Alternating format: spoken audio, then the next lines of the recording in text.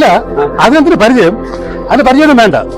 എന്നാലും നമ്മളോട് മിണ്ടാത്തവരോട് നമ്മള് നാട്ടുകാരായിട്ട് നമുക്ക് എപ്പോഴും ബന്ധം വേണം.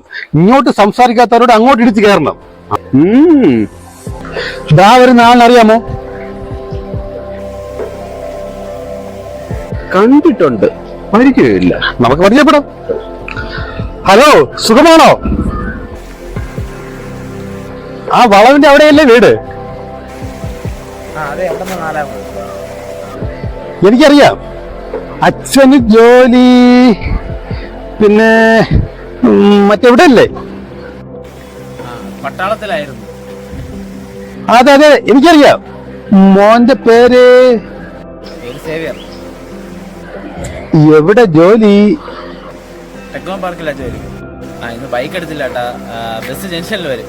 എന്നാ ഓക്കെ ഏട്ടാ, ശരി. ആ ശരി ശരി, പിന്നെ കാണാം. അണ്ണന് ശരിക്കും അവന്റെ അച്ഛൻ അറിയാമോ? എവിടെന്ന്? അവരൊക്കെ പുതിയ ആൾക്കാരല്ലേ.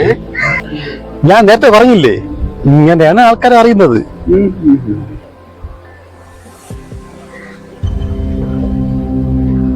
അണ്ണാ, നിങ്ങൾക്ക് പറ്റിയ ആള് ഇതാ വരണ്. ഇയാളെ കുറെ നാളായി കണ്ടിട്ട്. ഇയാളൊന്ന് കോണടിച്ചാലോ? ഇന്ന് കയറി കൊടുക്ക്.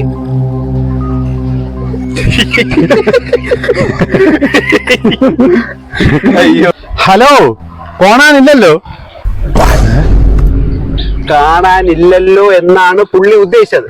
പുള്ളിക്ക് സംസാരിക്കുമ്പോ വിറ്റുണ്ട്, വിക്കുണ്ട്.